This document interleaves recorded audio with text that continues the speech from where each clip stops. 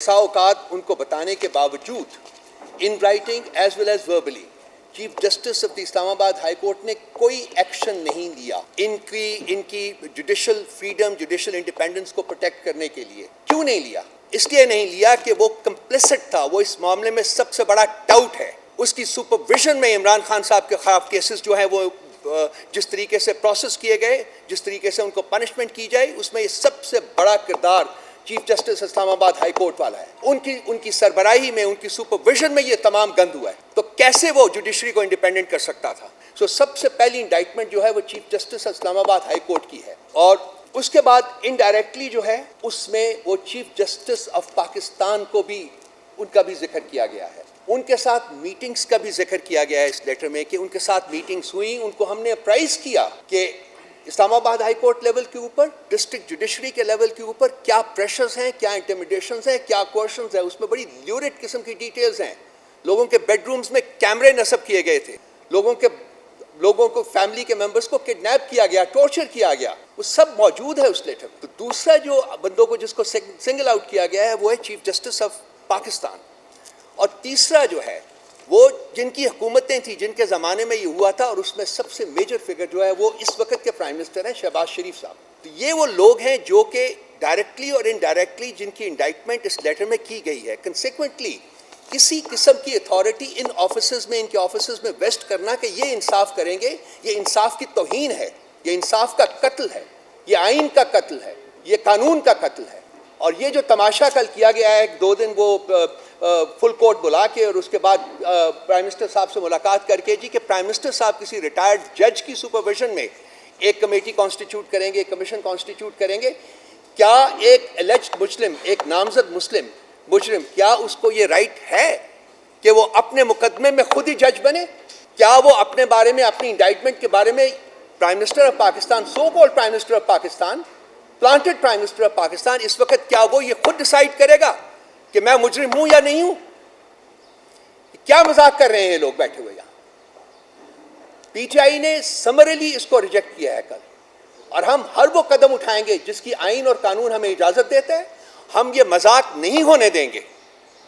ہم چاہتے ہیں کہ اس لیٹر کی میں جو ریکمنڈیشن ہے جو کہ جوڈیشل کنونشن ہے, کیوں جوڈیشل کنونشن وہ کہہ رہے ہیں کہ کیا جائے, انہوں نے کہا یہ تو ہم صرف 6 لوگ ہیں, اس کے علاوہ ہنڈریڈز آف ادر ججز آپریٹ ان دس کنٹری. ہم چاہتے ہیں کہ وہ بھی اپنے ایکسپیرینسز جو ہیں وہ بیان کریں, وہ بھی ہمیں بتائیں کہ ان کے ساتھ کیا بیتی ہے, کیا بیت رہی ہے, کس طریقے سے ان کو پریشرائز کیا گیا ہے. یہ لیٹر جو ہے اس کو ہم انڈر دا رگ پش نہیں ہونے دیں گے. یہ پی ٹی آئی کی کنوکشن ہے اور یہ پی ٹی آئی کی ریزولو ہے کہ ہم ہر وہ سٹیپ لیں گے جو کہ جس کی آئین اور جس کی قانون ہمیں اس کی اجازت دیتا ہے. اور ایک نامزد مسلم مجرم کو اپنے ہی کیس میں خود جج بن کے فیصلہ کرنے کی اجازت نہیں ہے اور نہیں ہونے دیں گے. شیم آن دوز پیپل جنہوں نے یہ ریکمینڈ بھی کیا ہے کہ اس قسم کی کوئی کمیشن بنے under the command of the fake prime minister of this country.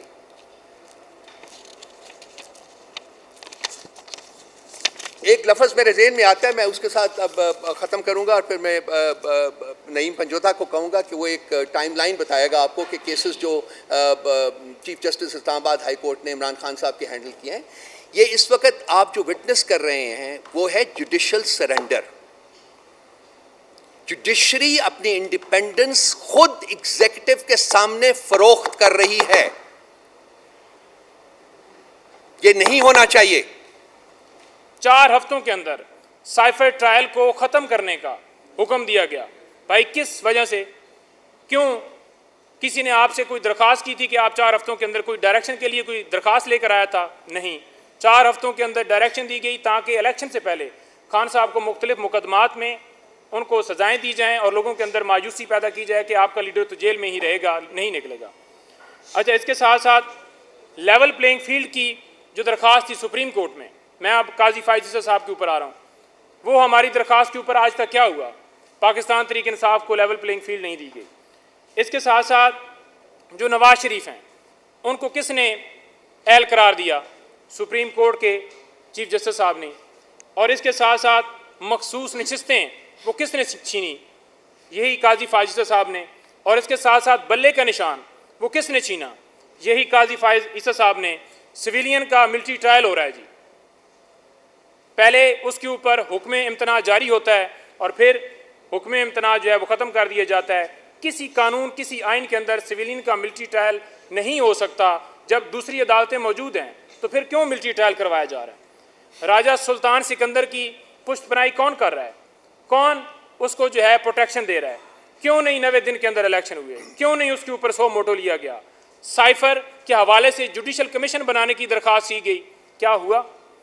ہم نے یہ کہا کہ جو ملک کے اندر دھاندلی ہوئی ہے اس کے اوپر کوئی نوٹس لے لے. بنیادی حقوق کی خلاف ورزیاں ہوئی ہیں اس کے اوپر ہماری درخواست گئی لیکن اس کے اوپر بھی کوئی نوٹس نہیں لیا گیا.